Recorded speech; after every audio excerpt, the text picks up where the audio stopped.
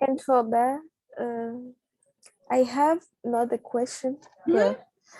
Um, Sometimes it's difficult to me when it's like a date and we have to put, the TF or the RA, the NG at the end. It's like MG? no ND like ABCG. Like second? Yes, Okay. sometimes that bother me a lot. Usually Not the only one that ends with ND is the second. Yes, not for the ND, but for the TH, like the way to pronounce it. Third, fourth. After the third, everything is like fourth, fifth, sixth, seventh, eighth, ninth, 10th, 11th. So after three, they all become TH.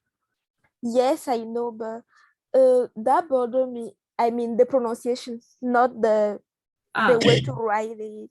Yes. It's th, right? 14th. So it's like a th. You kind of like put your tongue a little bit out and you Okay. blow, right? Th, right? 14th, 13th, Okay. right? Okay. But softer, right? So I don't know. Does that answer your question? Yes. Are you sure? Yes.